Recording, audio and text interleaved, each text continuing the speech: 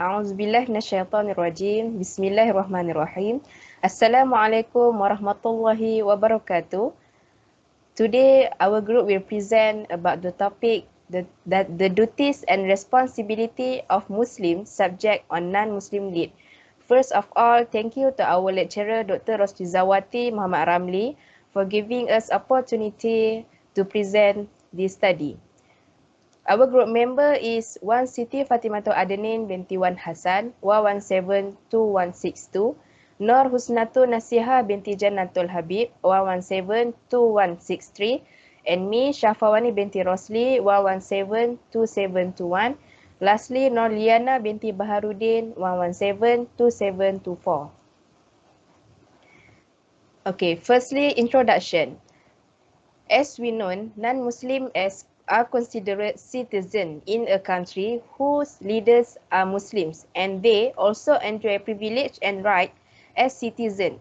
In addition to having the same responsibilities as Muslim citizens, as we know, if they are citizens, they acquire various rights of Muslim, including political rights, because they are partner in the development of the country and Islamic civilization. Islamic civilization records the participation of non-Muslim in government administration, whether as leader, assistant, or expert employment, other than in the economic, educational, social, and health field. This situation happened a lot during the Umayyad, Abbasid, and Ottoman Islamic kingdoms. According to the majority of fuqaha, non-Muslim can be appointed into the government as wazir al-tanfiz or any position other than the post of wilayah ammah. This majority of fuqaha, consists of Imam al-Mawardi, Qadi Abu Ya'la al-Qarki, and some current Islamic thinkers such as Yusuf al-Qadrawi, Muhammad Faruqi Nubhani, and else. But there are some scholars who do not agree to give non-Muslim the power to hold leadership position.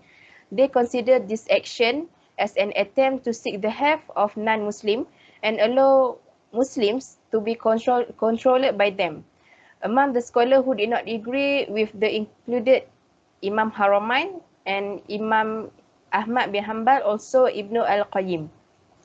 If the leader of a country is not Muslim, its Muslim people should be required to obey its leader as long as it does not harm religion and life. So Muslims need to understand and practice the concept of true obedience demanded by Islam to its ummah to ensure the well-being and excellence of the ummah. Okay, research question. First, what is the concept of non-Muslim from Islamic view? Second, how the fuqaha in dealing with non-Muslim leaders. Third, what is the duties and responsibility Muslim on non-Muslim lead? Research objective. First, to describe the concept of non-Muslim from Islamic view. Second, to evaluate of the fuqaha in dealing with non-Muslim leaders. Third, to identify the duties and responsibility Muslim on non-Muslim lead. Research methodology. We have used the qualitative methodology from library research, access and collect data from book, journal, and articles from the website. That's all from me. Thank you. Bismillahirrahmanirrahim. Assalamualaikum warahmatullahi wabarakatuh. My name is Siti Fatimatul Adnin binti Hassan 1172162. Okay.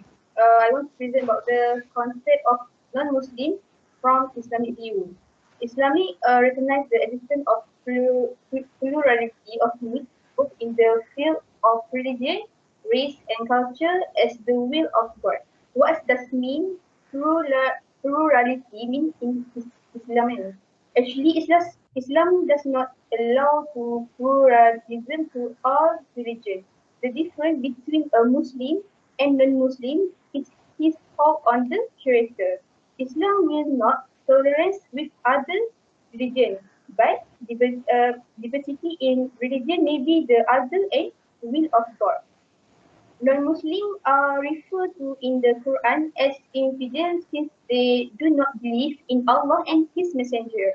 Linguistically, the word kafir or non-Muslim itself means to hide anything, leave, erase, or discuss the good that has been gained. And in terms of religion, kafir meaning losing faith. The meaning for the kafir or non-Muslim defined so many, but the view of the Said Hawa saying the the kafir or non-Muslim is when a person does not allow Islam in his heart. In the verse of the Al-Quran, Allah states a lot of the deeds of the disbeliever. So that the word kafir or non-Muslim in Al-Quran has 525 more in number. This show the many story and they did to reject Islam. Okay, so the fiqh scholar classifies non-Muslim into groups. First, ahli al-harb, and second, ahli al-ahd. Okay, next slide. Okay. Kafir ahli al-harb, according to the Yusuf al-Qardawi, is non-Muslim who live in their territory and declare hostility to Islam. Okay. Second, kafir al-ahd is that they made a peace treaty with the Prophet and they are also willing to be under Islamic rule and subject to Islam. Okay. Um, in Ahli Al-Am have a member three types. Okay, first Ahli Al-Hudna, second Ahli Al-Zimma, third Ahli Al-Amin. Okay, that's all for me.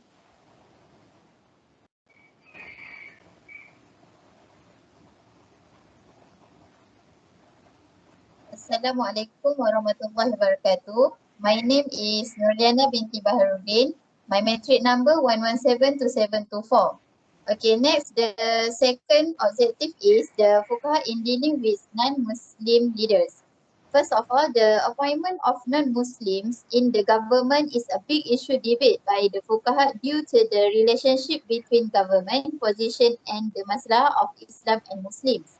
Fuqaha distinguish the leadership of the country under the highest leader or head of state into two categories.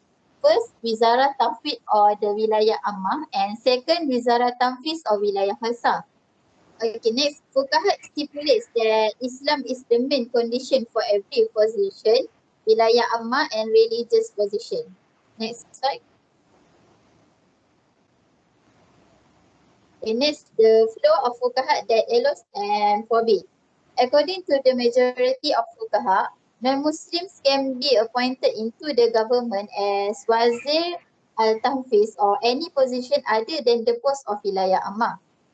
Wizara Taufiq or Ammah region or wilayah ammah is a leadership position that receives direct authority from the head or supreme leader of the country. They are directly involved in the formulation of the country's major policy as well as determining the direction of the country based on Islamic principles. While Wizara Tanfiz or Wilayah Khasah is just a leadership position that is executive or executor of the highest leadership policy. Wizara Taufiq or Wilayah Ammah can only be held by Muslim. Ahli al-Dimma or Wizara Taufiq or Wilayah Ammah, Wilayah Khasah cannot be appointed to positions such as Imam, Sekali, Wizara al-Taufiq, Law, Judiciary, Military and some religiously shaped position. Next.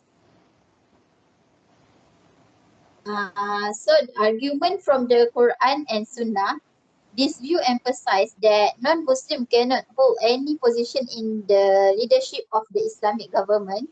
The words of Allah in verse 28 of Surah Al-Imran means the believers must not take the disbelievers as friends instead of the believers. And whoever those that have no relation with Allah, whatsoever unless you do so as a protective measure in order to save yourself from them. Allah wants you of himself unto Allah in the returns.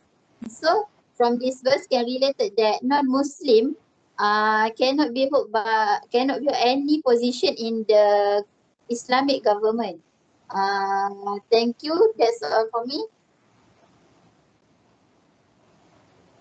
Bismillahirrahmanirrahim. Assalamualaikum warahmatullahi wabarakatuh. My name is Husnatul Nasihah binti Janatul Habib. My metric number 1172163. So I will continue with our third research finding, which is the duties and responsibility Muslim on non-Muslim need.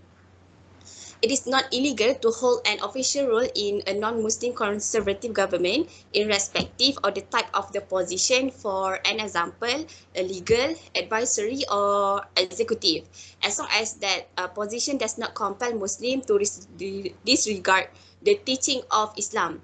So as a Muslim, we must show that we have to participate as an active member of our community, and that the culture enables us to strive together to promote peace and equality for all and combat immorality. Move to the next one. As we know, not all Muslims are prejudiced. Only a few Muslims can persuade the neutral majority to speak up. So Muslims should be able to contribute to decision making in line with the teaching of Islam. It is not because we are a Muslim, but because we represent the public interest. In other words, an educated Muslim representing the majority government will help to understand the needs of the Muslim as well as the interests of the majority. Next slide.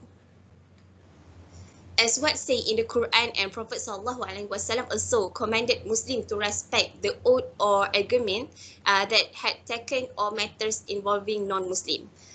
Those are some well-established fact that Islam does not encourage anyone to be attacked, and it is a heinous crime in the eyes of Islamic law to do so concerning those who value justice. A true Muslim is a healthy person who feels secure. Which are the first one is Muslims are expected to live in peace and collaborate with the local government. The second one is to support the rule of the land as long as it does not violate religion values publicly. The third one is to the nation, and it is official and fellow people faithful and devoted. The fourth one, be truthful in economic matters and do not cause citizens in other faith to be betrayed and fool or have no confidence.